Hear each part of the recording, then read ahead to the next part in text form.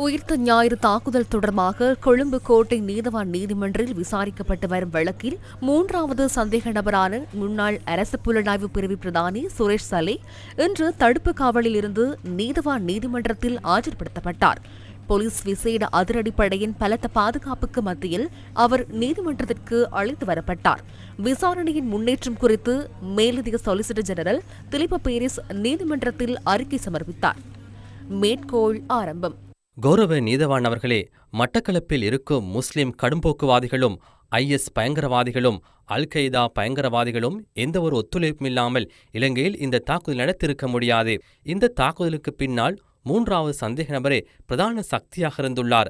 கௌரவ நீதவான் அவர்களே, பிரகீத் எக்னலிகுட, உப்பாலி தென்னகோன், கீத் நொயார் உள்ளிட்ட பலரின் காணாமல் போதல் மற்றும் தாக்குதல்கள் தொடர்பாக இந்த மூன்றாவது சந்தேக நபரின் கீழ் கிரித்தலே இராணுவ முகாமிலிருந்து புலனாய்வு அதிகாரிகள் குழு ஒன்றும் கைது செய்யப்பட்டுள்ளது. கௌரவ நீதவான் அவர்களே, இந்த குற்றங்கள் அனைத்தும் அவரது கீழ் செயற்படும் ஒரு குழுவின் மூலம் செயற்படுத்தப்பட்டுள்ளன. மேற்கோள் நிறைவு. உயிர்த்த ஞாயிறு தின பயங்கரவாத தாக்குதல் நீண்ட காலமாக திட்டமிடப்பட்ட ஒரு தாக்குதல் எனவும் திலிப பீரிஸ் நீதிமன்றத்தில் சுட்டிக்காட்டினார். மேற்கோள் ஆரம்பம்.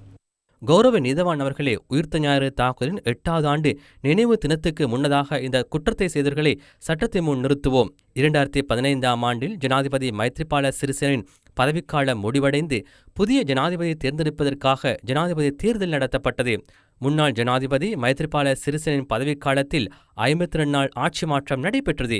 இந்த 52 நாள் ஆட்சி மாற்றம் சட்ட விரோதமானது என்று உயர்நீதிமன்றம் தீர்ப்பளித்தது.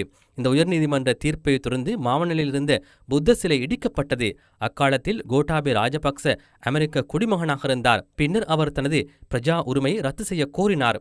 2018ஆம் ஆண்டு மார்ச் 25ஆம் தேதி ஜனாதிபதி தேர்தலில் போட்டியிட தயாராக இருப்பதாக கோட்டாபே ராஜபக்ச இந்தியன் எக்ஸ்பிரஸ் பத்திரிகைக்கு பேட்டி வழங்கினார்.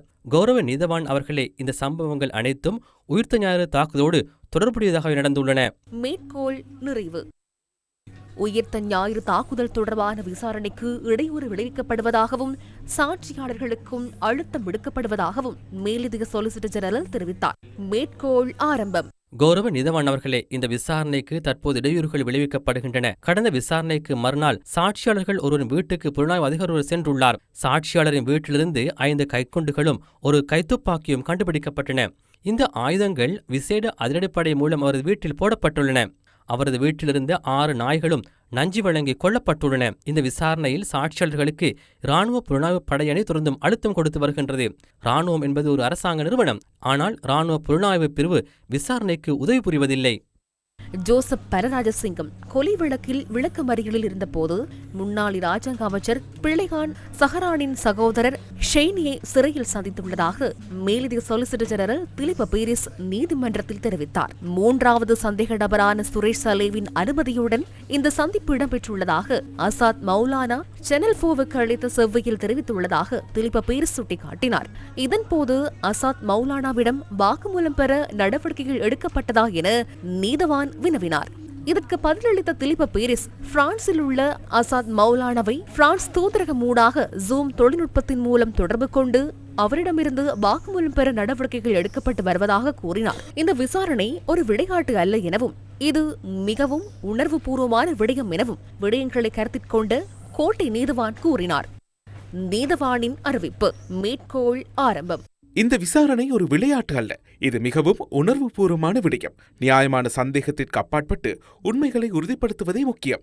அதற்கு கீழுள்ள உண்மைகளோ அல்லது கருத்துக்களோ எந்த பயனும் இல்லை. இறுதியில் பாதிக்கப்பட்டவர்களின் எதிர்பார்ப்புகள் ஏமாற்றமடைவது மட்டுமே நடக்கும். இதுவரை நடத்தப்பட்ட விசாரணைகளில் நீதிமன்றம் திருப்தி அடைந்துள்ளது. மேலதிக விசாரணைகளுக்காக இந்த வழக்கை மே மாதம் 6ஆம் தேதி பிற்பகல் 2 மணிக்கு மீண்டும் விசாரணைக்கு எடுத்துக்கொள்ள உத்தரவிடுகின்றேன். தடுப்பு காவலில் உள்ள சந்தேக நபரை அன்றைய தினம் நீதிமன்றத்தில் ஆஜர்படுத்துங்கள்.